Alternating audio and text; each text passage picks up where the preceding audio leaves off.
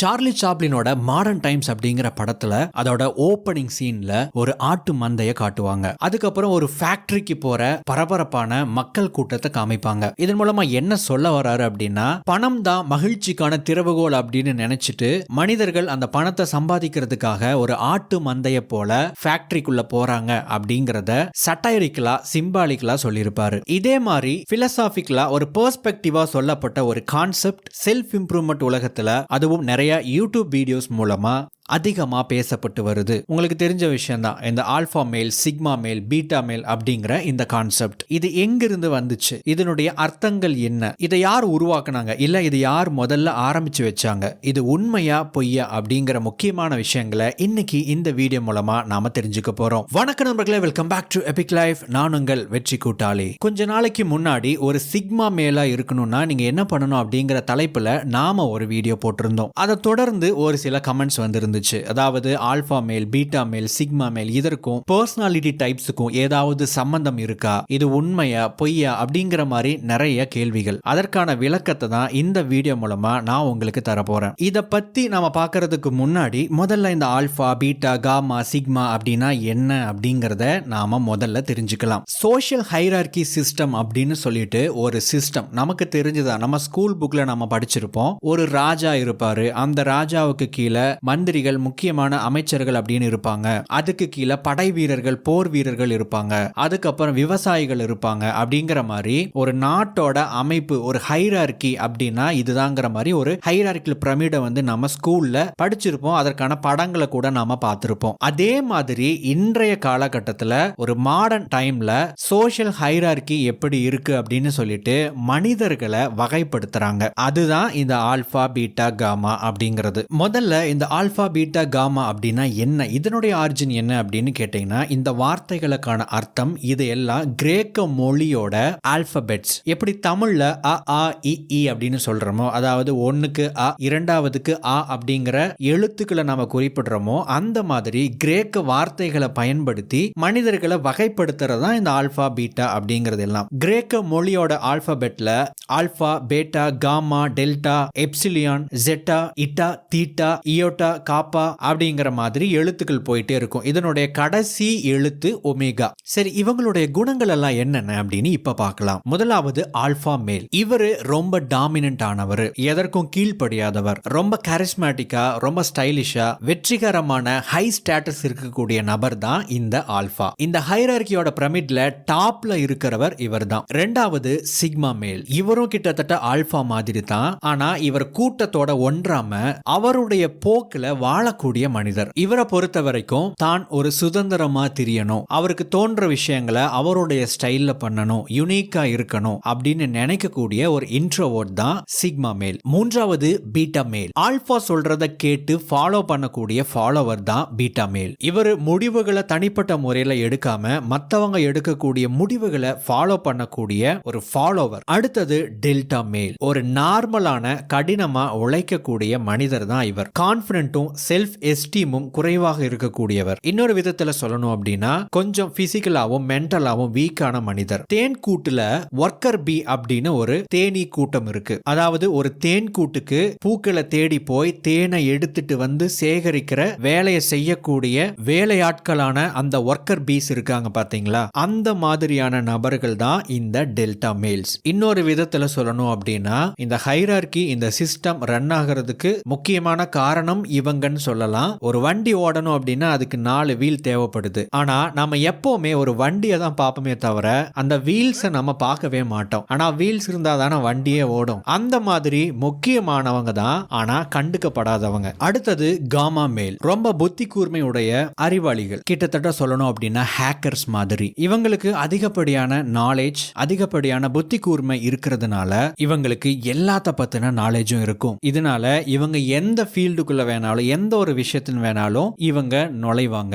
Jack of all ட்ரேட்ஸ்னு சொல்லுவாங்க பாத்தீங்களா, அந்த மாதிரியான நபர்கள் தான் இவங்க. தமிழ்ல சொல்லணும்னா இவங்க ஒரு ஆளினால் அழகு ராஜா. அடுத்தது ஒமேகா மேல். இந்த ஹைரார்கியில கடைசியில இருக்கக்கூடியவங்க இந்த ஒமேகா. மற்றவங்கனால அதிகமா புறக்கணிக்கப்படுற அல்லது லூசர்ஸ் அப்படின்னு சொல்லக்கூடிய, தோல்வியாளர்கள் அப்படின்னு சொல்லக்கூடிய, நம்ம எங்க போறோம், என்ன பண்றோம், எந்த போக்குல போறது அப்படின்னு தெரியாம காலத்தை போக்கிக்கிட்டே இருக்கிற, சும்மா சுத்திக்கிட்டே இருக்கிற ரொம்ப ஃபெயிலியர் ஆன மனிதர்கள் தான் இந்த ஒமேகாஸ். இந்த ஹைரார்கியில சிக்மா மேல் மட்டும் இந்த ஹைரார்கிக்குள்ளேயே வராம தனியா இருக்கக்கூடியவங்க.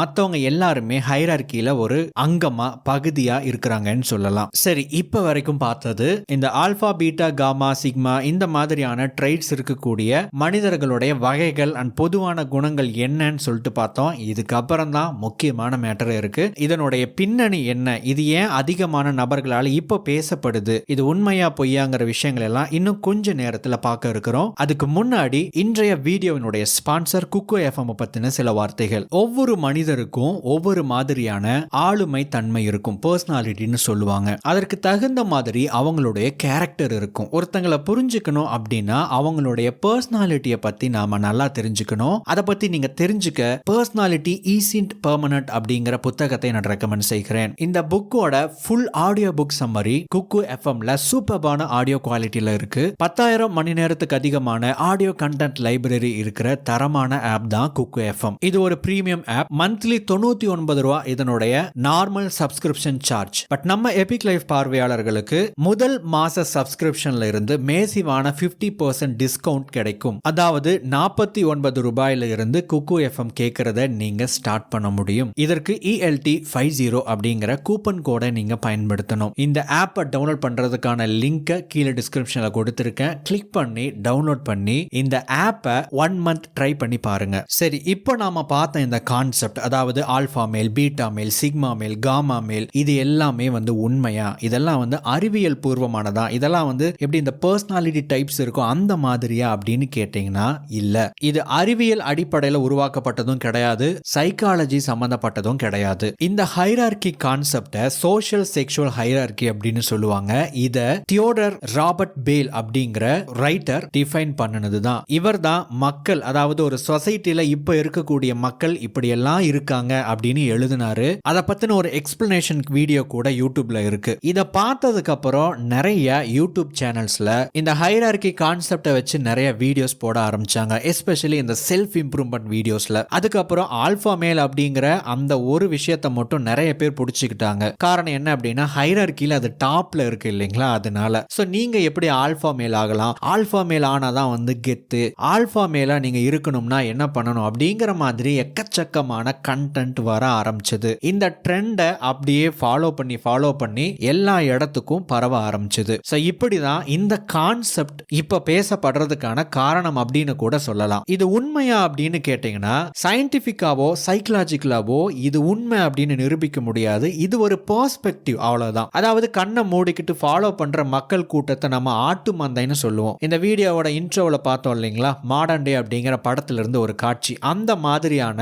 பெர்ஸ்பெக்டிவ்ல இவருடைய பார்வை கோணத்துல மக்கள் இப்படி எல்லாம் இருக்காங்கன்னு பிரிச்சிருக்காரு, வகைகளா டிஃபைன் பண்ணி இருக்கிறாரு, அவ்வளவுதான். நம்ம எபிக் லைஃப் சேனல்ல ஆல்பா மேல் ஆகிறது எப்படி அப்படிங்கறத பத்தி நம்ம வீடியோ போடவே இல்லை. காரணம் என்னன்னா ஆல்பா மேல் ஆகிறது அப்படிங்கிறது ரொம்ப சேலஞ்சிங்கான ஒரு விஷயம். இங்க நான் ஒரு முக்கியமான ஒரு கருத்தை பகிர்ந்துக்க விரும்புறேன். எப்படி ஒரு சோஷியல் ஹைரார்கி அப்படின்னு எடுத்துட்டா அந்த காலத்துல முதல்ல ராஜா அப்படிங்கிறவர் டாப்ல இருப்பாரு, அதுக்கப்புறம் மந்திரிகள் இருப்பாங்க, அதுக்கப்புறம் போர் வீரர்கள் இருப்பாங்க. சோ இந்த மாதிரி எப்படி வகைப்படுத்துறாங்களோ அதே மாதிரி இன்னைக்கும் சோஷியல் ஹைரார்கி இருக்குங்கிறது தான் உண்மை. காரணம் என்னன்னா இன்னைக்கு நம்ம நாட்டுல எத்தனையோ விஷயங்களை கண்ட்ரோல் பண்ணிக்கிட்டு இருக்கிறாங்க. இதுக்கெல்லாம் யார் காரணம் அப்படின்னு கேட்டீங்கன்னா இன்னைக்கு ஆட்சி பண்ணிக்கிட்டு இருக்கிற ஆட்சியாளர்கள், அவங்கள ஆல்பான்னு சொல்லலாம். ஒரு கம்பெனி எடுத்துக்கிட்டீங்க அப்படின்னா அந்த கம்பெனியை டாமினேட் பண்றது யாரு அப்படின்னு கேட்டீங்கன்னா அந்த கம்பெனியில டாப் பெர்ஃபார்மன்ஸ்ல இருக்கக்கூடிய ஒரு எம்ப்ளாயி கிடையாது, அந்த கம்பெனியை கண்ட்ரோல் பண்ணக்கூடிய ஒரு நபர், அவர் தான் ஆல்பா. உண்மையிலேயே சொல்லணும்னா சோ நீங்க ஆல்பா ஆகணும் அப்படின்னா ஒரு சிஸ்டத்தையே மாத்தக்கூடிய, கண்ட்ரோல் பண்ணக்கூடிய ஒரு டாமினன்ட் ஸ்டேஜுக்கு நீங்க வரணும். இது எல்லாருக்கும் சாத்தியமா அப்படின்னு கேட்டீங்கன்னா இல்ல. நம்ம எல்லாருடைய நோக்கமும் அது கிடையாது. ஆனா நம்மளுடைய ஃபீல்டுல டாப் குவாலிட்டியில இருக்கணும் அப்படிங்கிறது நம்ம எல்லாருமே நினைக்கிற ஒரு விஷயம். பட் எகெயின் பிராக்டிக்கலா பார்த்தோம் அப்படின்னா ஆல்பாங்கிற ஸ்டேஜ் அடையிறது அப்படிங்கிறது சேலஞ்சிங்கான ஒரு விஷயம் தான். இந்த ஆல்பாங்கிற கான்செப்ட் மிருகங்களுடைய ஹைரார்கி அடிப்படையிலிருந்து எடுக்கப்பட்டது. சிம்பிளா நீங்க இதை புரிஞ்சுக்கணும்னா, உங்க தெரு நாய்களுடைய கூட்டத்தை பார்த்தீங்க அப்படின்னா அதுல ஒரு ஆண் நாய் டாமினேட் பண்ணக்கூடிய ஒரு நாயா இருக்கும். அந்த நாயை ஃபாலோ பண்றதுக்கு ஒரு 4-5 நாய் கூட்டம் இருக்கும். அந்த ஏரியாக்குள்ள வேற ஏதாவது ஒரு நாய் நுழைஞ்சது அப்படின்னா அந்த நாய் கூட போயிட்டு சண்டை போட்டு அந்த நாயை துரத்தி அடிக்கும். ஒருவேளை அந்த தெருவுக்கு புதுசா என்ட்ரான ஒரு நாய் ஆல்ரெடி ஆல்பாவா இருக்கக்கூடிய இந்த நாயை தோற்கடிச்சிருச்சுன்னா அந்த நாய் புது ஆல்பாவா மாறிடும். இது குரங்குகளுக்கும் சிங்கங்களுக்கும் ஓநாய்களுக்கும் நரிகளுக்கும் பொருந்தும். அந்த ஹைரார்கி அடிப்படையிலையும் இவர் என்ன பண்ணிருக்கிறாரு, அதாவது இந்த சிக்மா ஆல்பா ஒமேகா பீட்டாங்கிற கான்செப்டை எக்ஸ்பிளைன் பண்ணாரு பாத்தீங்களா, உருவாக்குனாரு பாத்தீங்களா. அவர் என்ன பண்ணிருக்கிறாருன்னா இந்த 2 அடிப்படையை வச்சு இந்த சிஸ்டமை, இந்த ஹைரார்கிய அவருடைய பெர்ஸ்பெக்டிவ்ல பார்த்து சொல்லி இருக்கிறாரு. இப்ப யோசிச்சு பாருங்களேன், ஒரு கூட்டத்துல நீங்க ஆல்பா ஆகணும்னா எப்படி ஒரு சிங்கமோ ஒரு நாயோ ஒரு குரங்கோ அந்த கூட்டத்தோட தலைவனை தோக்கடிச்சு மேல வரணுமோ அந்த மாதிரி நம்ம போராட வேண்டியது இருக்கும். ஆனா நீங்க உங்களுடைய சொந்த வழியில யுனிக்கான ஒரு வேயை தேர்ந்தெடுத்து உங்களுடைய தனி வழியில நீங்க பயணிக்க முடியும். தனி வழி அப்படின்னு சொல்லும் போது எல்லாத்தையும் புறக்கணிச்சிட்டு தனியா இருக்கணும்னு நான் சொல்ல வரல. யுனிக் வே அப்படிங்கறது தான் நான் அப்படி சொல்ல வரேன். அந்த மாதிரி நீங்க இருக்க முடியும். அதுக்காக தான் இந்த சிக்மா மேல் அப்படிங்கிற டாபிக்ல கொஞ்ச நாளைக்கு முன்னாடி நான் வீடியோ போட்டிருந்தேன். அதற்கான காரணம் இந்த சிக்மா மேல் அப்படிங்கிற கான்செப்ட் என்னால ஏத்துக்கொள்ளக்கூடியதாகவும் நிறைய இன்ட்ரோவர்ட்ஸ்னால அவங்களுடைய டேலண்ட்டை வெளியே கொண்டு வந்து அவங்களுடைய ஸ்கில்ஸை டெவலப் பண்ணி யூனிக் வழியில அவங்க எக்ஸ்பிரஸ் பண்ண முடியும் அப்படிங்கறத நான் ஆழமா நம்புறதுனால தான். ஜப்பானுடைய மிகப்பெரிய ஃபேமஸான ஒரு சாமுராய் மியமோட்டோ முசாஷி, அவரை பத்தி நிறைய வீடியோஸ் நம்ம எபிக் லைஃப் சேனல்ல ஏற்கனவே போட்டிருக்கோம். அவரு ஒரு ரோனின். சாமுராய் அப்படின்னா ஒரு கிளான், ஒரு கூட்டம் இருக்கும். அந்த கூட்டத்துக்கு ஒரு தலைவன், ஒரு ராஜா இருப்பாரு. அவருக்கு கீழே வேலை செய்யக்கூடிய வீரர்கள் தான் இந்த சாமுராய்ஸ். ஆனா தலைவனே இல்லாத, யாரையுமே ஃபாலோ பண்ண மாட்டேன், என்னுடைய வழியில நான் சுயமா போவேன் அப்படின்னு சொல்லிட்டு ஒரு சாமுராய்க்கு இருக்கக்கூடிய திறமைகள், போர் பயிற்சி, போர்க்கலை, கல்வி, இது எல்லாம் பெற்றிருக்கக்கூடிய ஆனா தனி வழியில நடக்கக்கூடிய சாமுராய்க்கு பேர் தான்